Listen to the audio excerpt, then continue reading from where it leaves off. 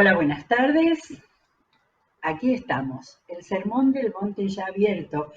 Y yo estaba dándome cuenta que no busqué todas las citas que Jesús dijo del Antiguo Testamento, pero bueno, lo dejo para que cada uno mire las referencias que hay en el centro de cada capítulo o en la parte de abajo, para poder encontrar todo lo que el Señor fue citando cuando dijo, ¿oísteis qué fue dicho a los antiguos?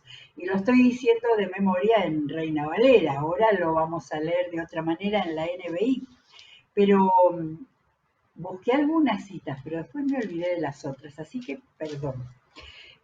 Antes de empezar a leer, una mirada desde, como decimos siempre, como si tuviéramos una cámara de más lejos, porque me parece que es importante destacar, y estamos mirando cuando leemos a Mateo, que fue el que recopiló y escribió todo lo que Jesús dijo e hizo, estamos mirando a este Mateo que decidió eh, escribir todo el sermón tan importante que dio Jesús, que dijimos que hay ciertas dudas que haya sido tan largo de una sola vez. Imaginamos que no hubo micrófono ni nada tecnológico que ayudara. Jesús sentado en la ladera de una montaña, y el único dato es que sus discípulos se acercaron. Y todos los demás, las multitudes que dice que, salvo que haya sido solamente para los discípulos más cercanos. De todas maneras es lo mismo. Nosotros lo tenemos en el día de hoy acá en la Biblia y en el Evangelio de Mateo. Y dejando de pensar en Mateo y sí en el Señor Jesús que impartió, me sale la palabra impartió toda esta enseñanza. A ver, vuelvo a 4:23, donde dijo Mateo, Jesús recorría toda Galilea enseñando en las sinagogas y después a la gente, enseñando. Entonces, Jesús impartió esta enseñanza que se me ocurre la idea del programa de hoy. Toda esta enseñanza, si quisiéramos resumirla con una palabra, es la identidad del cristiano. Es lo que el Señor espera, espera que sea un discípulo. Entonces, primero les dio ese panorama maravilloso de decirles con la palabra que nos guste más: bienaventurados, dichosos, felices, y no sé qué alguna otra tenía. Dios bendice, como dice la NTV, ¿no? La identidad del cristiano comienza diciéndole, ustedes son felices cuando tienen todas estas características o estas situaciones, ¿no? Porque cuando dice los que son perseguidos por causa de la justicia, no era nada que ellos hayan hecho mal, sino que por ser cristianos, seguidores de Jesús, y más adelante, predicadores de la palabra del Evangelio, iban a ser perseguidos. De manera que características, atributos y situaciones. Ahora, después siguió, y ahora vamos a poner la mirada en lo que sigue. Engancho con lo de ayer en cuanto a que después de hablar, desafiarlos, eso es un desafío, sal y luz, nada menos, y explicó por qué y cómo. Después les habla de cuidado. Yo con todo esto que les digo, no vengo a hacer desaparecer la ley, la ley que mi padre les dio, todo el Pentateuco, los profetas, ¿sí? De manera que les dice, y les levanta la vara, como se dice hoy, puso la vara muy alta, les dijo, ustedes lo que tienen que ser es más que los maestros de la ley, los saduceos, todos los religiosos, a quien él es la primera vez que va a llamar hipócritas, falsos, solo religiosos, porque al que Jesús estaba prometiendo ser grande en el reino de los cielos, era aquellos que tuvieran esta identidad. Y por eso iban a ser felices, dichosos y bienaventurados, si tenían esa identidad. Desde pobres, desde el espíritu, humildes, necesitados de Dios, buscadores de Dios, porque es lo que él quiere decir en el trasfondo de todo esto. Entonces, ahí está claro, Jesús plantó que el reino de los cielos se llega cuando como discípulos son así. Y vamos a seguir. Entonces, ahí puntualizó, porque evidentemente, esto se me ocurre a mí, perdón, Jesús miraba la cara de la gente a la que le estaba diciendo todo eso, ¿no? Y estaba diciéndoles, yo espero que ustedes lleguen hasta aquí. Entonces Jesús empezó, y tenemos acá una serie de enseñanzas con relación a los mandamientos más importantes. Ustedes han oído, estoy en el versículo 21, Mateo 5:21. Ustedes han oído que se dijo a sus antepasados. Me gusta más esto, ¿no? Que oíste y que fue dicho a los antiguos. Esto era, ustedes oyeron que se dijo a sus antepasados, no mates, el mandamiento. Y todo el que mate quedará sujeto al juicio del tribunal. Eso no apareció en las tablas de los mandamientos, pero sí en todo el cumplimiento de la ley.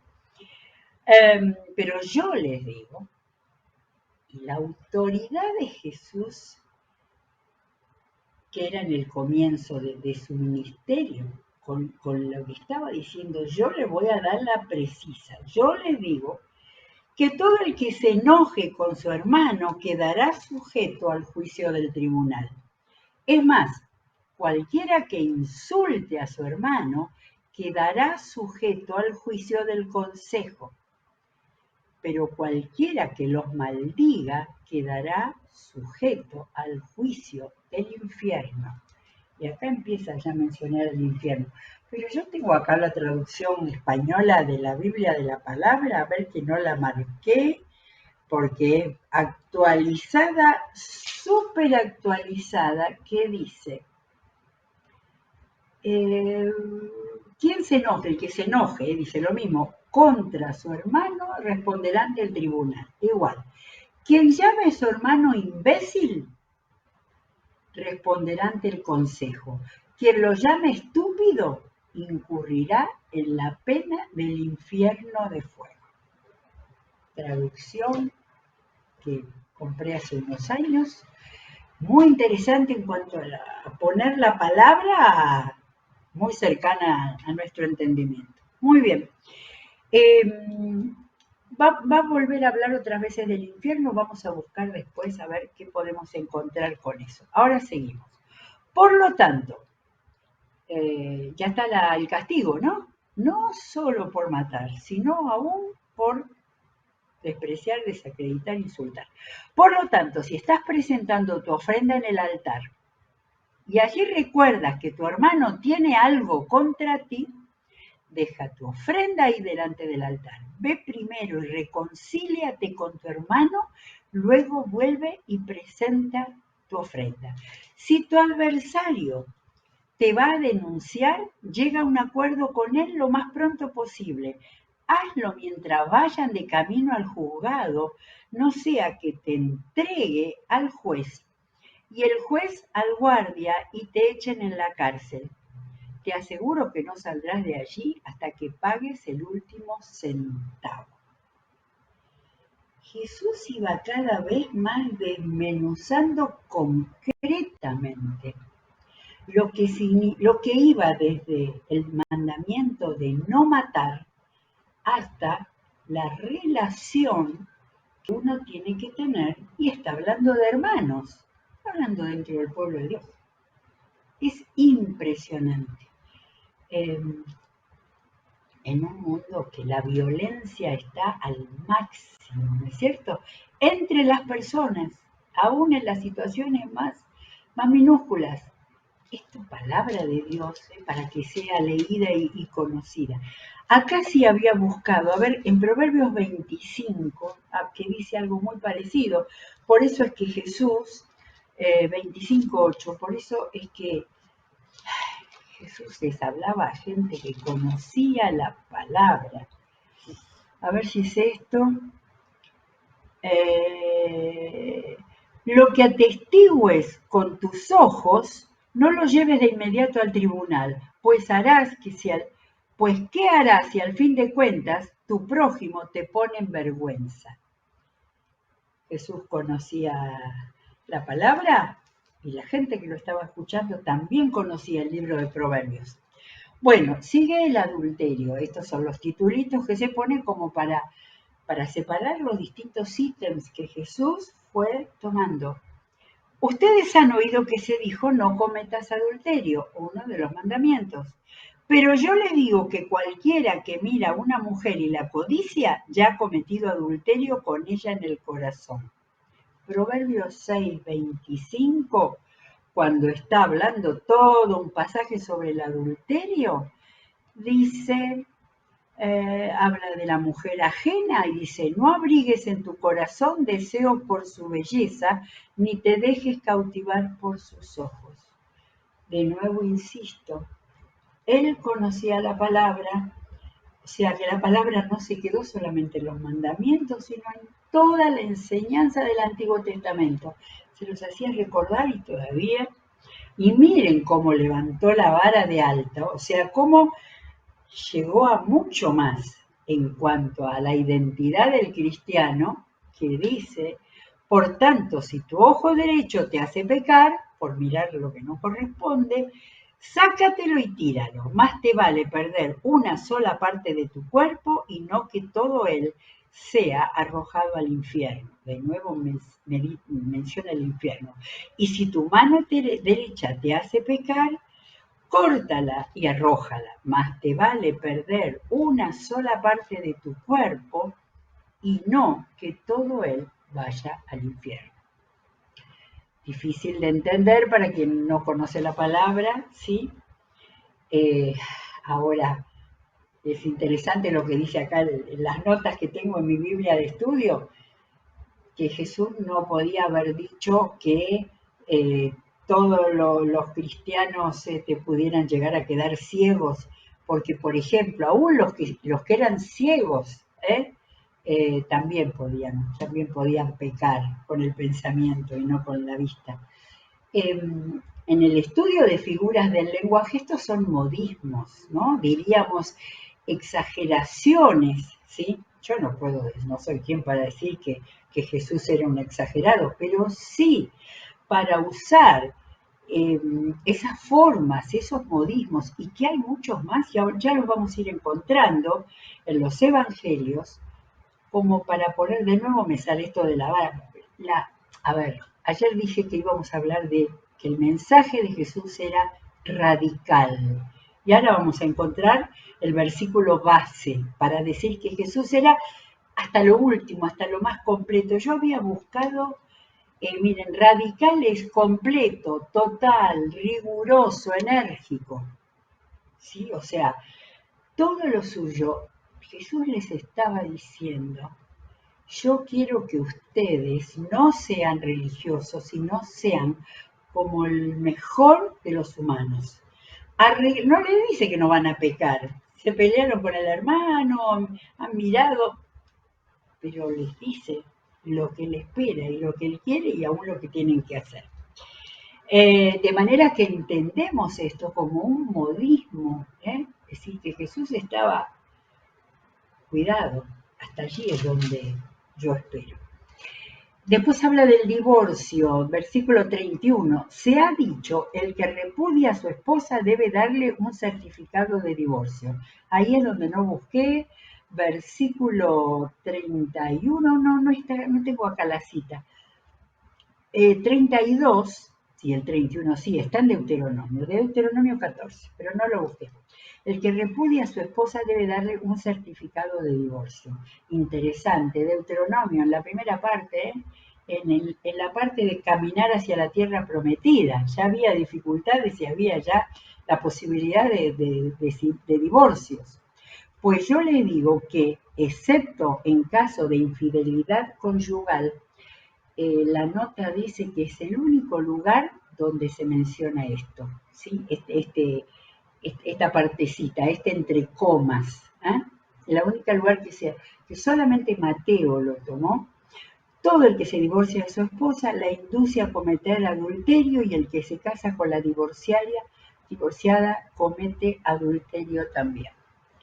Un gran camino tuvo la iglesia cristiana para poder, me viene a la mente, cuando el tiempo de la Inquisición era, bueno, perdón, iba a decir cómo mataban al que caía en pecado y Jesús nos lo contó Juan capítulo 8, cuando le trajeron a una mujer tomada en adulterio, y Jesús no aplicó esto, pero la situación era, y estoy tratando de interpretarlo ahora, era una mujer que había sido tomada ella sola y no el hombre, y que estaba siendo juzgada por aquellos que ni uno solo podía tirar la primera piedra. Aquel Jesús estaba trabajando uno a uno cerca con los seres humanos. Acá estaba dando las leyes, estaba dando los principios, estaba dando las bases sobre las cuales un cristiano debía formar su personalidad cristiana. Muy bien, después va bajando un poco las cosas tan graves, pero les da mucha importancia. 33, también han dicho, que se dijo a sus antepasados, no faltes a tu juramento, sino cumple con tus promesas al Señor. Pero yo les digo, no juren de ningún modo, ni por el cielo, porque es el trono de Dios, ni por la tierra, porque es el estrado de sus pies, ni por Jerusalén, porque es la ciudad del Rey. ¿Ven? Esto también es un modismo, una forma de ejemplificar, ¿no? Todas las posibilidades de esa gente que estaba muy acostumbrada a los juramentos. Tampoco jures por tu cabeza, porque no puedes hacer de ni uno solo de tus cabellos se vuelva blanco o negro. Jesús sabía que en algún momento de la historia iba a haber tinturas, ¿no es cierto? Pero no era el caso eso. Por eso que Jesús estaba ejemplificando para que les entrara en la cabeza lo que él les estaba diciendo. ¿Sí? No jures por tu pelo, no entraron los pelados ahí. Y termina diciendo, cuando ustedes digan sí, que sea totalmente sí, y cuando digan no, que sea no. Cualquier cosa de más proviene del maligno. Acá no les habló del infierno, acá les habló del maligno, ¿sí? Lo que sale cuando uno está haciendo la lectura lenta, en voz alta, y uno dice, mira, les estaba hablando de una manera, acá cerró la enseñanza con otra. Sigue. Ustedes han oído que se dijo ojo por ojo y diente por diente. También estaba en Deuteronomio, seguro que estaba en Levítico también. Pero yo les digo, y acá levanta la vara de una manera, no resistan al que les haga mal. Si alguien les da una bofetada en la mejilla derecha, vuélvenle también la otra. Si alguien te pone pleito para quitarte la capa, déjale también la camisa. Fíjense que le habla de tú, o de vos, si hubiera sido porteño. Le habla así personalmente. Imaginemos a Jesús así, ¿no? Por ahí levantaba el dedito y dice, si te pasa esto, si alguien te pone pleito para quitarte la capa, déjale también la camisa. Si alguien te obliga a llevarle la carga 1 kilómetro, llévasela 2. Al que te pida, dale. Al que quiera tomar de ti prestado, no le vuelvas la espalda. Uy, aquí parece que Jesús estaba contradeciendo a Salomón en Proverbios, que dice tantas veces, cuidado, no salgas de garante. Pero nos damos cuenta la diferencia. La sabiduría de Proverbios será la sabiduría del sabio, la sabiduría popular, ¿sí? Y que muchas veces es muy bueno ese consejo. Pero acá Jesús estaba armando la idiosincrasia de un cristiano y le estaba diciendo No te agarres a todo lo que tenés y a todo lo que sos, sino aprendé a dar, ¿sí? Es impresionante. Estos también son modismos, estos también son formas, figuras del lenguaje, ¿no es cierto? No le estaba diciendo a todos los cristianos que en vez de una milla que le pidan cuando venía un soldado, creo, o algo así, y tenía que acompañarlo, porque eso era legal, pero no era que Jesús estaba diciendo, Jesús estaba yendo al fondo, al corazón. No le vuelvas la espalda. Y entonces acá aparece nuestro título, identidad acá está, esto está acá. Eh, Creo que tenemos que leer muchas veces, sobre todo esta parte del Sermón del Monte. Versículo 43. Después de decir todo eso, una más. Ustedes han oído que se dijo, ama a tu prójimo y odia a tu enemigo. Pero yo les digo, amen a sus enemigos y oren por quienes los persiguen. Acá sí, acá ya la radicalidad de Jesús había llegado a un extremo. Vamos a leer todo lo que les dijo. Pero yo les digo, aquí está, a quienes los persiguen. ¿Para qué? Las caras de la gente que estaba escuchando abrirían los ojos para que sean hijos de su Padre que está en el cielo. Él hace que el sol salga sobre malos y buenos, que llueva sobre justos e injustos. Si ustedes aman solamente a quienes los aman, ¿qué recompensa recibirán?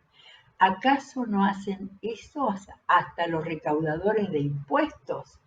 Los publicanos, que así lo llamaban.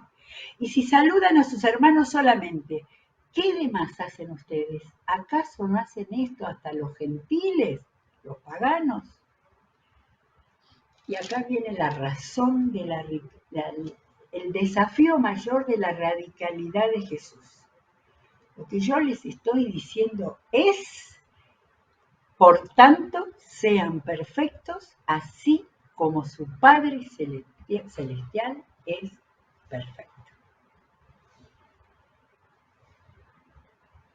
Pensemos que es mucho o no, esto es la identidad del cristiano que Jesús quiso enseñar. Y si estos mensajes fueron al comienzo, así los estaba formando, así los estaba formando. Les estaba diciendo, esto es ser un seguidor mío. Capítulo 6 del Sermón del Monte. Cuídense de no hacer sus obras de justicia delante de la gente para llamar la atención.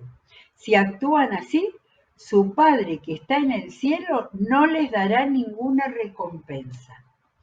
Y ojo que él sabía lo que pensaba el Padre que está en el cielo. Por eso, cuando des a los necesitados, no lo anuncies al son de trompeta como lo hacen los hipócritas en las sinagogas y en las calles para que la gente les rinda homenaje. Les aseguro que ellos ya han recibido toda su recompensa. ¿Se entiende esto? Claro, la recompensa era que la gente que los escuchaba o los veía poner las ofrendas, ¿no es cierto?, en los alfolíes. La recompensa era que la gente dijera, mira, no, cristiano no sé, pero qué seguidor de Dios es este, ya tienen su recompensa, digo, la de mi padre, ¿no? La de la gente.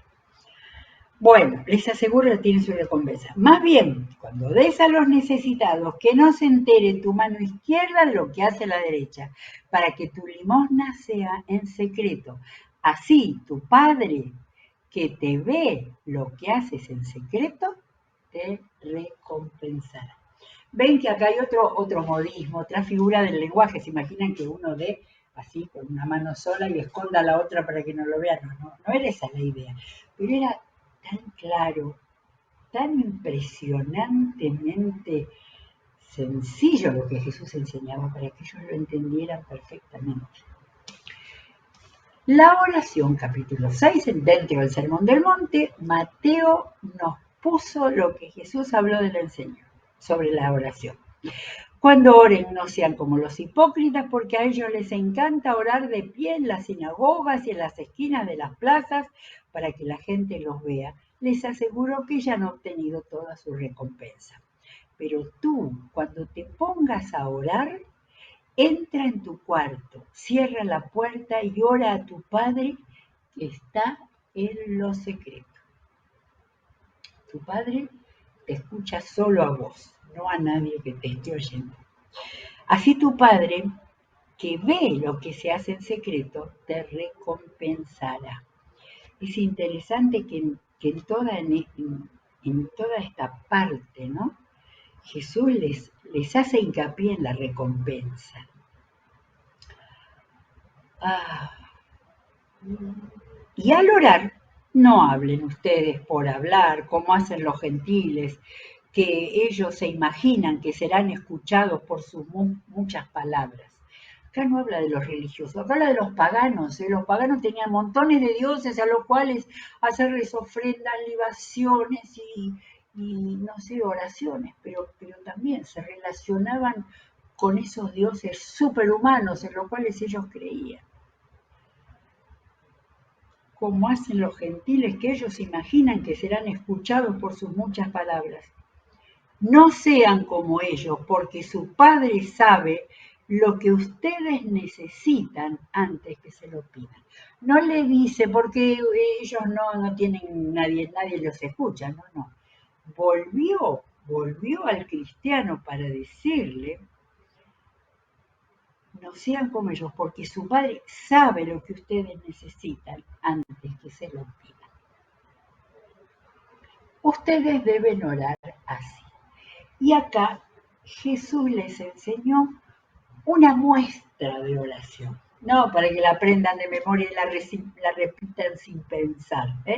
Aún los que se contactan con el Señor, con el Padre Nuestro, lo importante es que recuerden, ustedes deben orar así, abrir el corazón y decir estas palabras.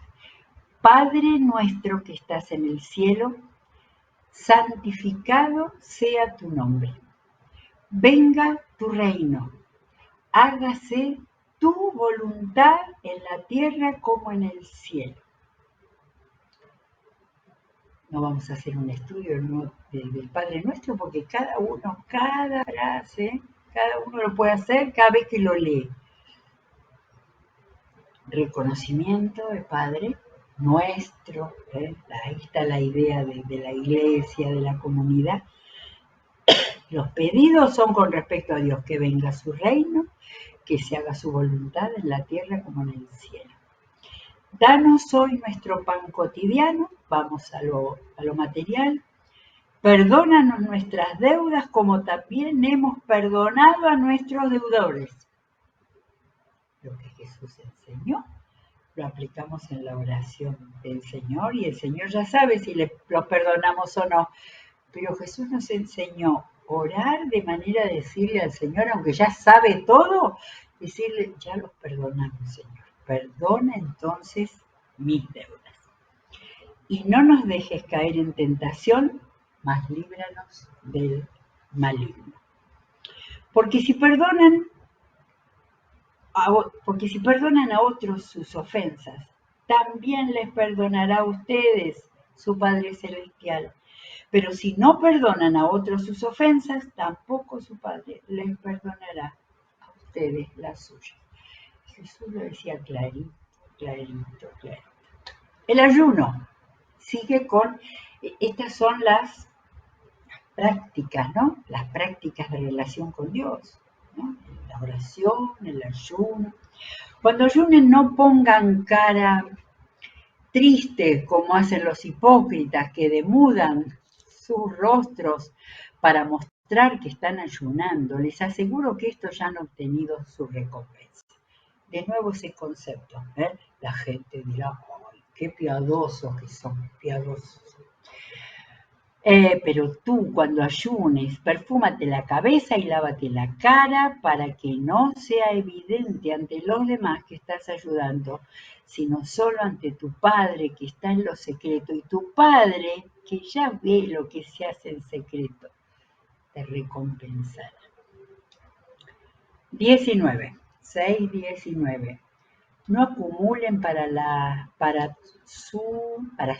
no acumulen para sí tesoros en la tierra, donde la polilla y el óxido destruyen y donde los ladrones se meten a robar. Ya había ladrones en el siglo I, ya había, para que fuera tan claro que Jesús los mencionara. Más bien acumulen para sí tesoros en el cielo, donde ni la polilla ni el óxido carcomen ni los ladrones se meten a robar, porque donde está tu secreto, allí estará también tu tesoro. Identidad del cristiano. El ojo es la lámpara del cuerpo, por tanto, si tu visión es clara, todo su ser disfrutará de la luz. Pero si tu visión está nublada, todo tu ser estará en oscuridad. Si la luz que hay en ti es oscuridad, qué densa será esa oscuridad. Esto es una expresión así como emocional, ¿no? Como emocional. Ya no es el duro maestro que les está diciendo, yo pido que la ley sea cumplida hasta el máximo. No, pero aquí les está hablando del ojo, no es la visión, ¿no? No es los problemas de visión, que solemos tener muchos, pero acá el ojo es la mirada, es lo que sale desde adentro. Tu visión está nublada, todo tu ser estará en oscuridad. Si la luz que hay en ti es oscuridad, qué densa será esa oscuridad. Como teniendo tristeza, Jesús, de las personas que todavía, y nosotros sabemos que no habían nacido de nuevo con él.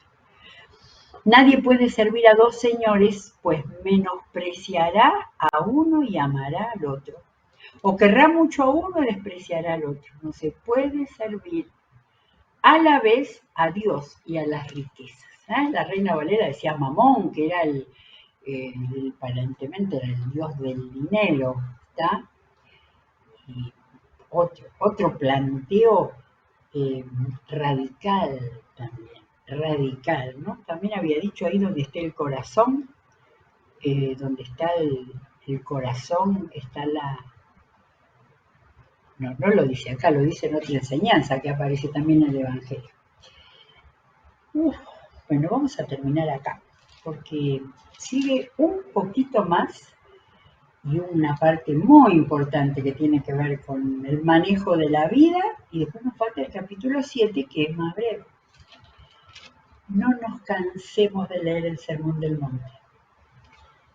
Allí Jesús plantó lo que él esperaba de sus discípulos. Y sigue quedando, gracias a Dios, en la Biblia, en el Nuevo Testamento, para que nosotros sepamos lo que el Señor espera de él.